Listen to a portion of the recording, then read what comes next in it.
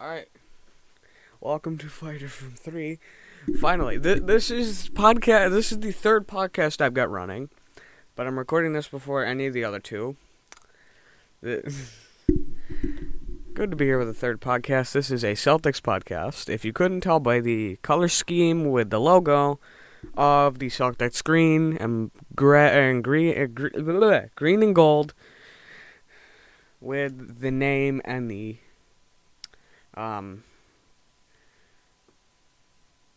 what's it called? Symbol. For now, this is a placeholder. I don't know if this will be here to stay. That's what I have it as right now. But hey, it is what it is. Right now, we got to work with it. But just got finished with a very interesting past couple days with the play-in tournament, and we're hearing word that the play-in tournament is here to stay, sadly. But if it is, that means,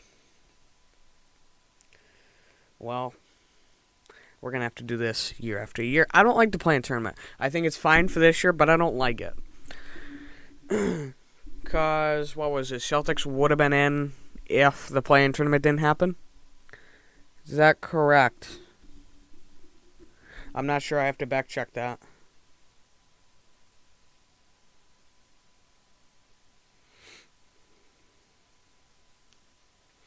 But they're in. They won the game.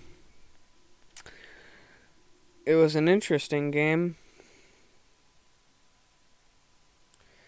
And it sucks that I missed part of it.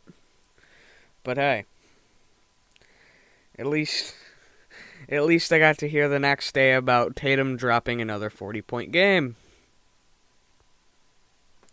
Now looking at it was a 50-point game. So I think that was, 3 since April from Tatum, which is amazing. But, well, we're hearing rumors, so actually, I'll look at the Wizards game first. The Wizards, Celtics. So, nobody could shut down Tatum. Fournier, the point guard, on 36 minutes, newly arrived from Dallas, I think it was, or the Magic, one of the two. They're so similar when I think about both teams that at this point, I don't know. I think it was the Magic, but the newly acquired... Wait. He's listed as a forward. I thought he was a guard. Or did he start as a small forward? Because isn't he a guard? But he got 36 minutes, 6 rebounds, 4 assists, 8 points. So he didn't do very much that game. Robert Williams was in for 14 minutes, 4 points, 1 assist, 4 rebounds. Now we're hearing he'll be here they're in the game tonight. Hold on.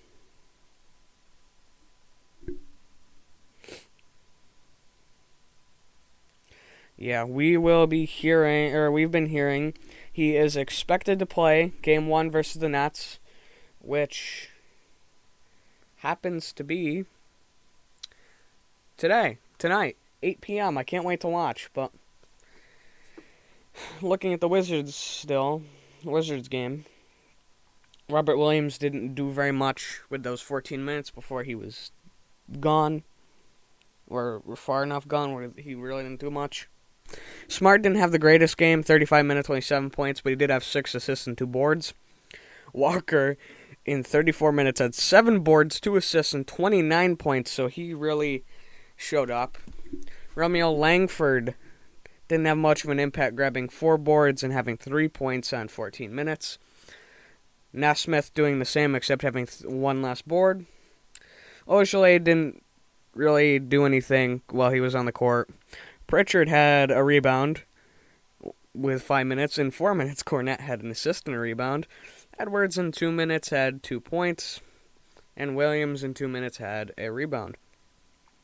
I'm worried about our center situation coming into the next game, but looking at the Wizards side, they kept Westbrook and Beal to 42 points combined, 22 for Beal, 20 for Westbrook.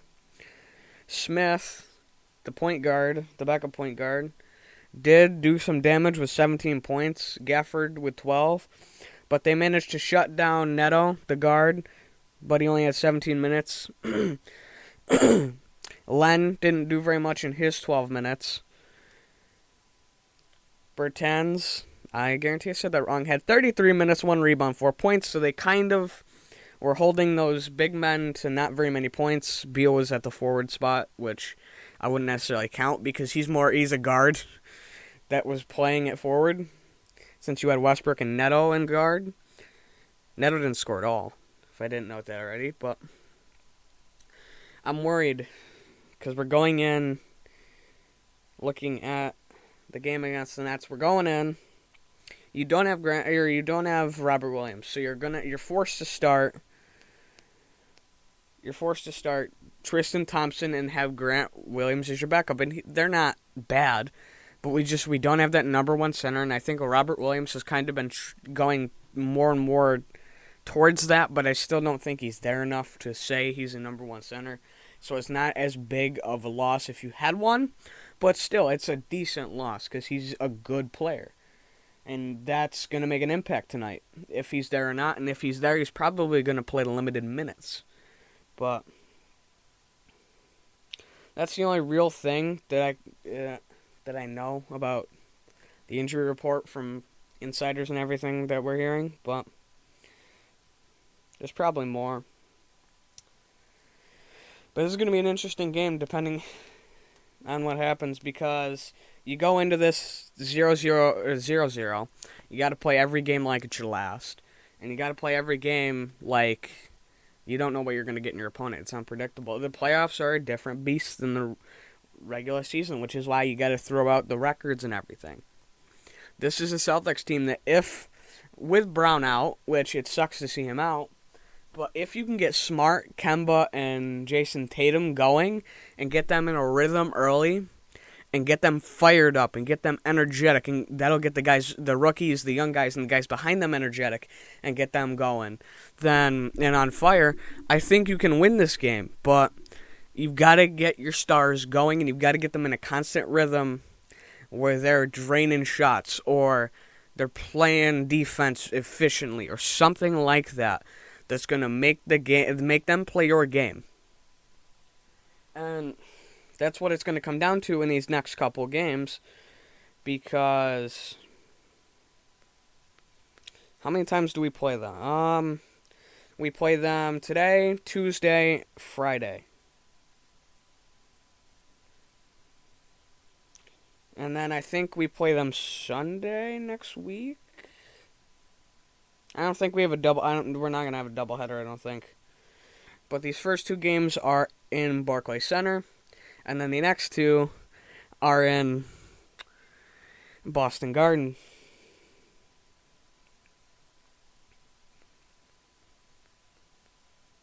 Hold on, this'll load. Yeah, Game 4 will be Sunday of next week. So the first 3 games will be over by the time I get the next one out. So I'm gonna kind of overlook all 3 in a way by the end. But this is gonna be a tough one. It all depends on how this team can tie it all together. You've got to get contributions from Kemba, Tatum, Smart, even some of the guys. Like you got to get a decent contribution from Tristan Thompson. You've got to get one maybe from a young guy like Pritchard or Nesmith or a role player or like Romeo Langford. Somebody who's going to step into a spot, fill in somewhat of a the Jaylen Brown role, or you have 2 people kind of step in, fill in his spot to just bring the production that he can bring you. That could be the key to the game. That and kind of just shutting down that Brooklyn offense. But I think it's going to be more of a shootout than that. I think it's just going to be a shootout where you pray that you can outscore your opponent. Because this is going to be interesting.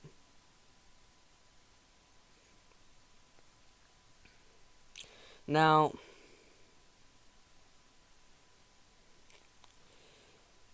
hold on, let me go to ESPN. I'm trying to find the line and stuff. Because I want to get the line. Oh, well, not the line. Spread. Whatever. I want to get the. I want to take a look at who's the favorite in this game because it's probably going to be the Nets, but with how unpredictable sometimes the Celtics team can be, you don't know.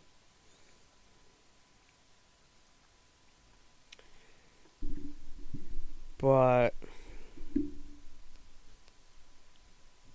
I mean, they kind of shut down a good Wizards team in a way. So I'm kind of happy about that, and I think it's possible they can do it again, but it all depends on how. It's not. I'm not exactly worried about how guys like Tatum, Kemba, Smart will play. I'm worried about the guys behind them and how they'll produce and if they'll pick up the slack with Jalen injured. And potentially, you're going to have Robert injured too, Robert Williams. So it's a matter of are they going to be able to pick up the slack? And I think this team can. It's a matter of if they do. But hey, it's going to be a tough game.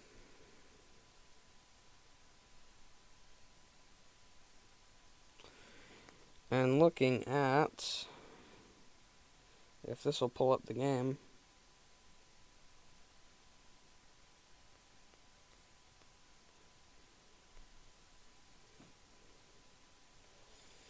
Alright, here we go. It is Brooklyn in favor by 8 points. Okay. That's not bad. I expected worse.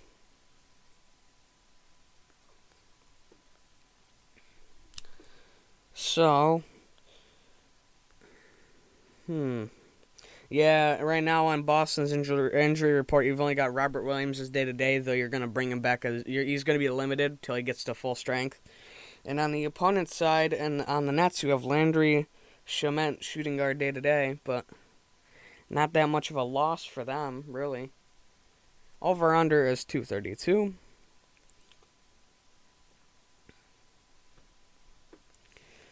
And looking at Brooklyn's roster, they have a good roster that Celtics need to stop.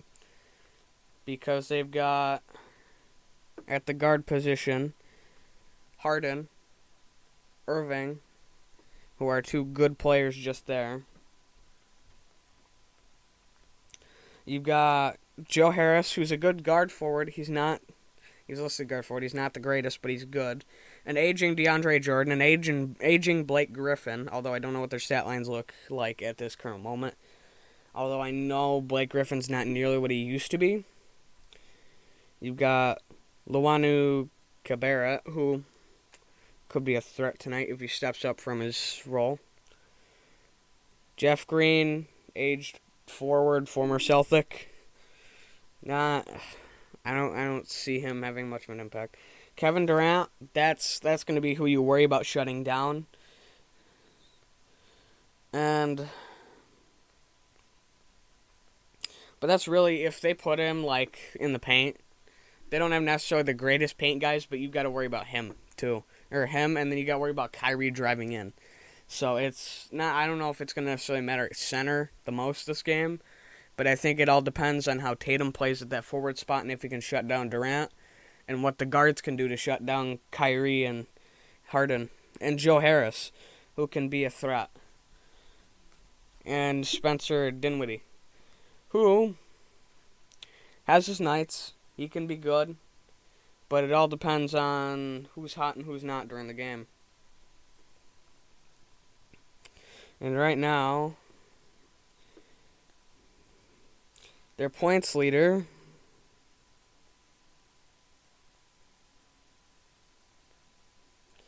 for this season, and yes, I know you throw all stats out the window, but just I'm looking in terms of points just off the regular season because that's going to give somewhat of a sample size for guys. Kyrie Irving averaged 26.9 points, followed by Kevin Durant at 26.9 and Harden at 24.6. Harden averaged 7.9 rebounds per game, followed by DeAndre Jordan at 7.5 and Kevin Durant at 7.1. DeAndre Jordan was the most efficient from the field with 76.3%, followed by Nicholas Claxton at 62.1% and Elise Johnson at 58.8%. And the most efficient from the line was Elise Johnson, Spencer Dinwiddie, both with 100%, and Kyrie with 92.2%. Harden averages over 10 assists per game, 10.8. Kyrie averages 6. Kevin Durant averages 5.6. Joe Harris is their most efficient from three-point percentage at 47.5%, followed by Durant at 45 and Jeff Green at 41.2. So, you can't let Harris shoot from three, is what I'm gathering from this. You really can't let Harris shoot from deep. You can't let Durant get wide open out on the arc, too. He's dangerous from there, too. You can't let Harden and Kyrie just dish the ball everywhere because that's a recipe for disaster. Can't put guys like Dinwiddie at the line or Kyrie. You gotta lock on to DeAndre at center because you can't let him shoot based on his free throw or field goal percentage. And don't let James Harden in the low post because apparently he's getting rebounds. Wow, he can get easily rebounded by a couple guys, but and shut down Kyrie. I don't see all of them hitting 20 points, but it's possible.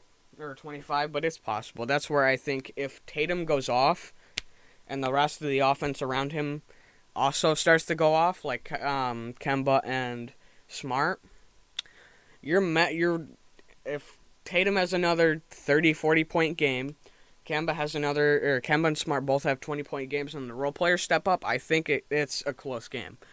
But if they don't, I think it's the Nets game. And this is from 1-2-3, not counting injuries that happened during the series, because for all we know, there could be injuries during the series. But as of right now, it all comes to, can you shut down their three biggest shooters on offense and Harris from the paint? And can you get the ball to open shooters and start draining the ball? Especially getting the ball to guys like Tatum, Walker, Smart. Because Smart and Tatum can shoot, and so can Walker. But Walker can also hurt you with assists. Smart kind of can too. And Tatum's somebody that can kind of hurt you from anywhere, I'd say. Because he can shoot threes at times. He can hurt you from the paint. He can go over you in the paint with a dunk sometimes, which he's done before. But it's an interesting series for the next couple games. I can't wait to see what happens. I'm hoping Boston can pull off the win here. But as of right now, it's questionable. It all depends on how the team comes out the gates. If they come out hot and swinging, well, that's a recipe for a W. If they don't and they come out slow and sluggish, that's a recipe for disaster. Looking at the rest of the NBA in the playoff tournament, or play-in tournament. So, what happened is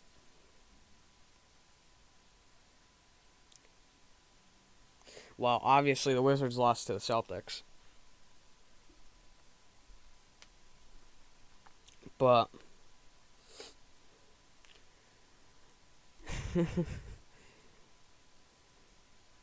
so Celtics were the 7 seed after winning. And then well, I was kind of surprised by this, but well, not surprised. No, I was. Wizards just said, you know what? We're gonna drop 142, and we're gonna win by, what's that, 27? The same thing the Pacers did to the Hornets, knocking both those teams out, making the Wizards the 8th seed, and then the Grizzlies beat the Spurs 100-96 in their first playing game.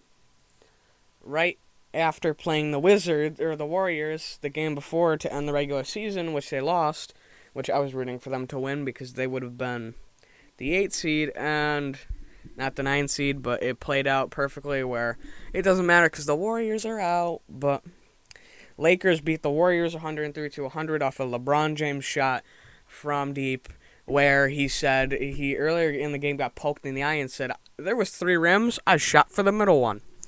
But that happened, and then the Grizzlies beat the Warriors by 5. I'm happy with this. I'm not exactly the happiest the Hornets lost, but I'm happy that the Warriors, did I say Warriors or Hornets? I think I said Hornets. And then the Warriors lost their game, one of their games, and Grizzlies won it in revenge fashion. Although I'm not happy the Lakers are in. Not happy, but my cousin is a Lakers fan, so there's that slight happiness there. Keyword slight. Because as much as I say that, I still hate the Lakers as much as I hate the Cowboys. And that is as much as I could. As much as humanly possible. But they made it in. And now Grizzlies are the 8 seed. Lakers are the 7 seed. And looking at the overall bracket, the outlook is, let me pull it up. 76ers Wizards, the 1 in the 8 in the East. Knicks Atlanta, the 4 and the 5. Milwaukee Miami, the 3 and the 6. And Brooklyn Celtics, the 2 and the 7. And then in the West, you've got Jazz, Lakers, which I was telling my cousin who's a Lakers fan that earlier in the season that you're going to have to watch out for the Jazz. Yeah, well, we'll see. We'll see what happens in that series and see if I was right. As the 1 and the 8. And then you've got Clippers, Mavericks as the 4 and the 5. Denver, Portland as the 3 and the 6. And Phoenix, Grizzlies as the 2 and the 7. So, what I think is going to happen is, honestly, I think the Celtics-Nets could go anywhere from either it's going to go quick and be a 4-game, or be a super long series and be 7. Where if the Celtics come out of it, they're going to come out of it somewhat beat up, but still be there. And they're going to have Grant Williams back by that time if they do make it through. But if they don't, it's the Nets. So honestly, that's a split decision, but if I have to, I'm picking Celtics on another Jason Tatum dropping 50 in a Game 7. I think that's going to happen. Tatum's going to drop 50 in a Game 7, and they overcome the Nets. I think it's going to happen. I think it's possible. That's. I know I'm going to get roasted for this, but I'm going to be. It's going to go with the Larry Bird opinion I had on one of Lindy Endzone, a fellow Eagles YouTuber's streams. Actually, it was a draft stream, day 3. I said I'd take Larry Bird in a 3-point as the best 3-point shooter. Let's not get into that. I'm probably going to end up sending him this clip anyways and saying, I hope you remember, or I hope you don't remember this, but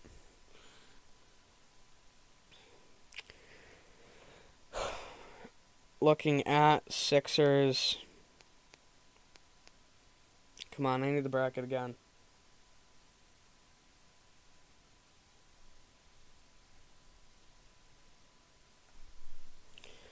Looking at, if this will load up, the Philly-Washington series. Philly's going to come out of that. I think that's either a 4-game sweep or a 4-1 win, or a 4-1 series in favor of the 76ers. I don't think there's much of a chance that Washington can win that unless Beal and Westbrook go off for multiple straight games and have the role players step up and Philly's just having some down series, I don't think they can win that. Knicks, Atlanta.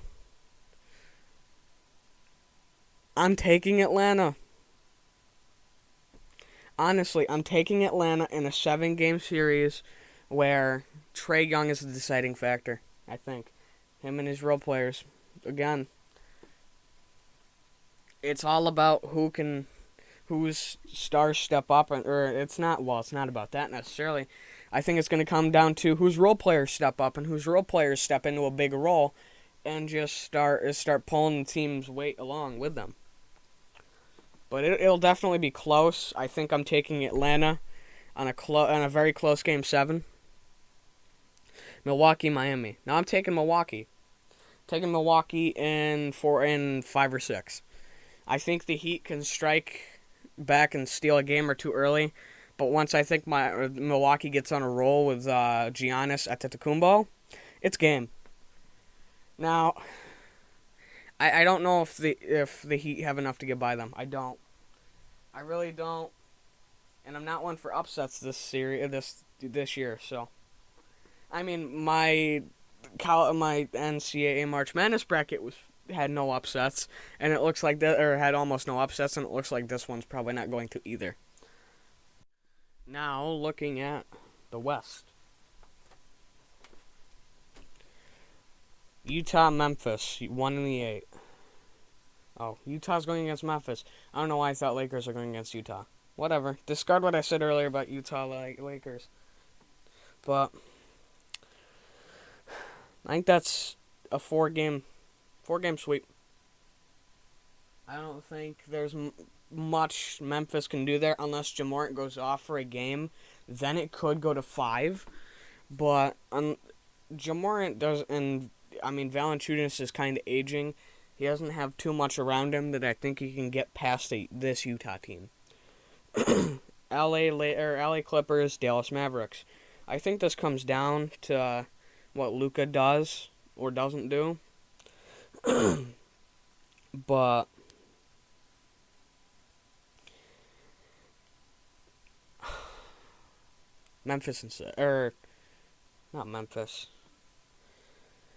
Dallas and 6. Dallas and 6. Now I like this Dallas team. I want to like this Dallas team. I want to like Luka. I haven't really had a great reputation with them in years past, but I kind of like them now that they've got Luka, just because I don't know why, I just didn't like that team before too much. I got them going in 6 against the Clippers. Again, it all depends on what role players can do, though. If role players step up on the Clippers side, I think they can overpower Luka and the Mavs and take it in 7 or 6. Denver, Portland. Denver in 6. Now, I say this because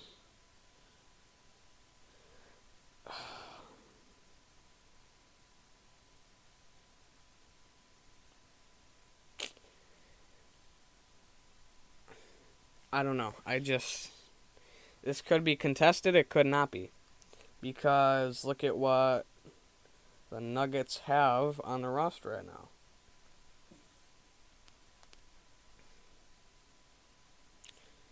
Okay, yep, there's something flying in here on my window. But if it's picking up that sound, yeah, I'm just gonna. That'll be good for this podcast. It shouldn't really pick it up.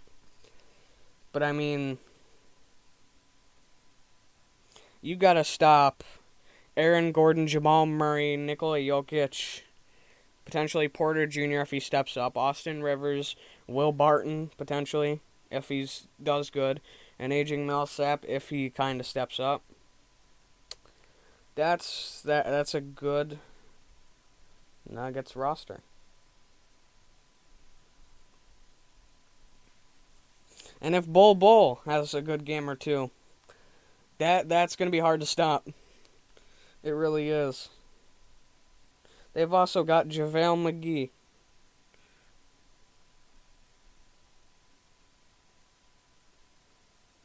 then looking at what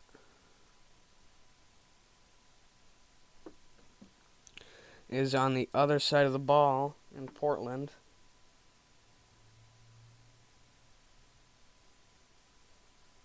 There's not.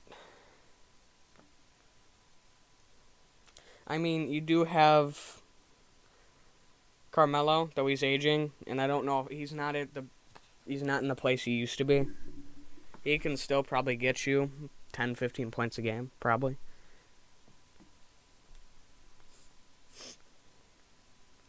Zach Collins and Robert Covington, I think they need to step up in this situation.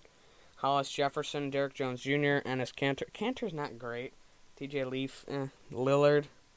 I think, and McCollum and Nurkic. I think it comes down to whose star players play better, and I think it's definitely going to come down to 6, maybe even 7 games, 5 or 7 if it's not 6. But I think this is either going to be it's going to be another one of the series where it's either a long series where both teams are barely going to get out of the series alive, or one where one team just completely destroys the other, and we walk away knowing that, well, that went about as great as it could have for one team. Oh, I didn't mean to do that. Finally, the last first round matchup of Phoenix Lakers. I'm taking Phoenix. I'm sorry, I'm taking Phoenix in 7. Yes, the Lakers have LeBron. Yes, they have Anthony Davis. Yes, they've got a good set of role players. But I just don't know if they can get by the Suns. I think it comes down to a close game 7, but ultimately I'm taking Phoenix Suns. Because they've got Booker, Ayton, and older CP3. They've got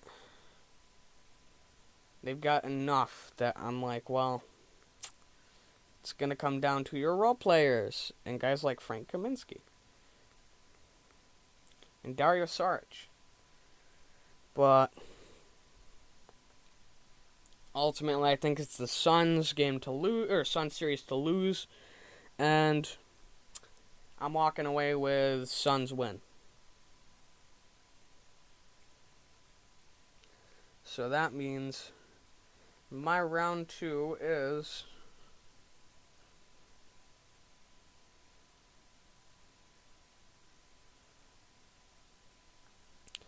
going to be, hold on, in the East,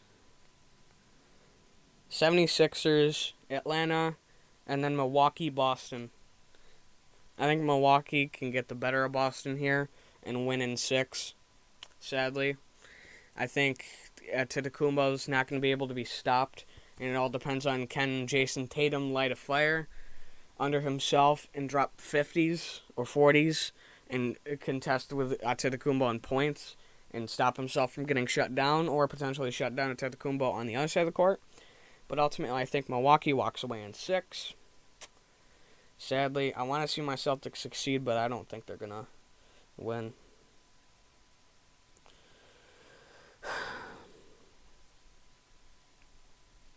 So now you've got Hawks, 76ers.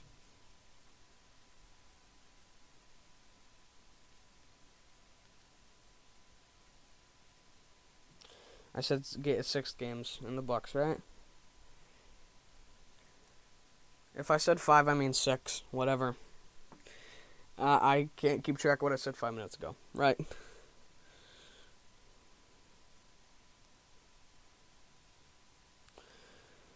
I think the Sixers come out in 5 games and win this. I don't know if the Hawks have enough to contest. But if this is a cold 76ers team, which we've seen this happen before, I think they can sneak away with a couple games. But ultimately, I'm going 76ers in 5.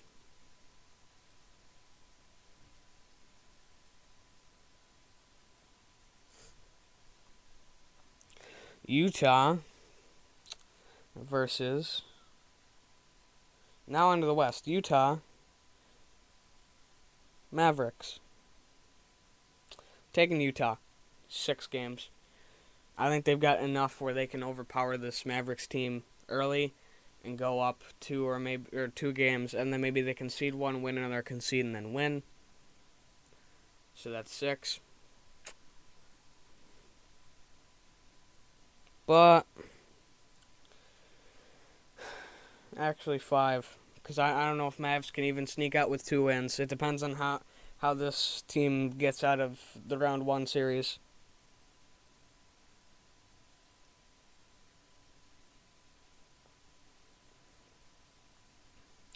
Denver Suns.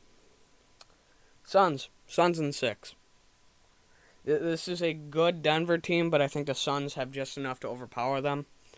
So Suns in 6.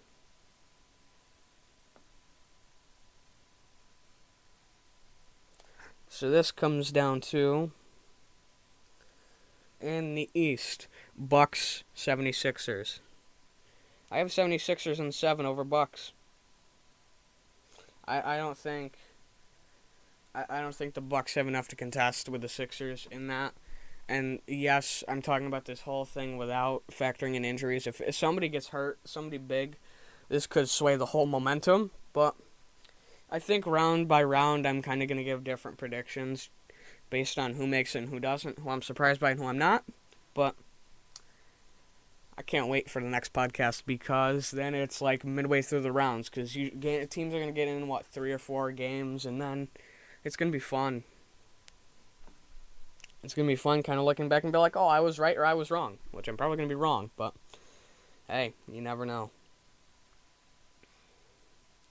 In the West, I have Utah beating the Suns in 7. It's another thing of, can one team beat out the other? I think this is going to come down to a last-minute shot in Game 7, so it could go either way for me. But I ultimately picked the Jazz because I think if you put that ball in one of your 3 shooting guards' hands, it's over. That's over. I'm sorry. And finally, I have in the NBA championship, from the East, the 76ers. From the West, the Utah Jazz. Jazz over Sixers in 7. I think this is another series that comes down to who's going to score that last basket in the game. For most of these games in the Utah Suns series in the semifinals and in the finals, who can make the last shot in most of these games, or who can step up. But ultimately, I take, you know what, no, 76ers over Utah in 7. Because, now hear me out, if it comes down to late shooting, I think if the 76ers can just get warm from the arc early, and they're not really a 3 shooting team, or they're not the most 3 shooting team, but I think if you get the ball and you get it in, let me think about this. Like, if you get it in Steph Curry's hands, or you can get it in Tobias Harris's hands, I think you can win. So I think it's going to come down to Game 7, one shot, or the last shot from each team, and I think it'll come down to a Tobias Harris shot, and if it does, I think it's the Sixers. If it doesn't, and it comes down to a Utah shot,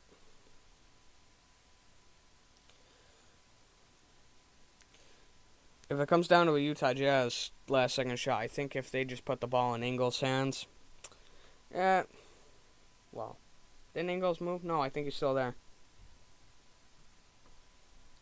But the Jazz have had such a good 3-point shooting seasons recently. But I think if you put the ball in someone like Donovan Mitchell's hands or even maybe Mike Conley, and he just drops it from three, I think that's the Utah's game. So ultimately, it's interchangeable for me. I can pick, or I'd say either one. But so I'm not gonna go with decision there. I'm not gonna say which one's gonna win. I'm just gonna say it's coming down to a last-second shot, and whoever's got possession, whoever they put the ball in the hands of, if they're efficient, it's probably going in.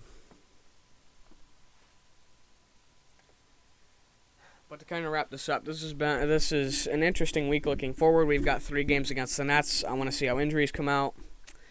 I'm hoping Tatum can step up these next couple games. So can Kemba, Smart, and your young guys and the new draftees of guys like Pritchard and Nesmith, and maybe even Tristan Thompson. And I think that's all she wrote if that happens.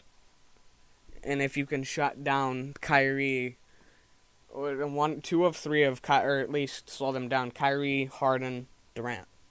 And I think Tatum can do that on Durant. So I think it's a matter of, can you shut down Harden or Kyrie? Or slow them down. But this has been the first episode of Fighter from 3.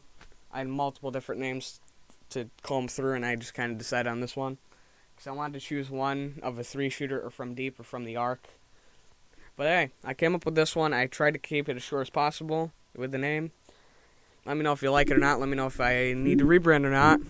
But this has been the first episode, and the Common Flock should be out tomorrow. I'm just recording this a day earlier because we got the Nets game tonight. Let's go. So, the Common Flock should be out tomorrow. There will be no Golden Dome again. I am signing out.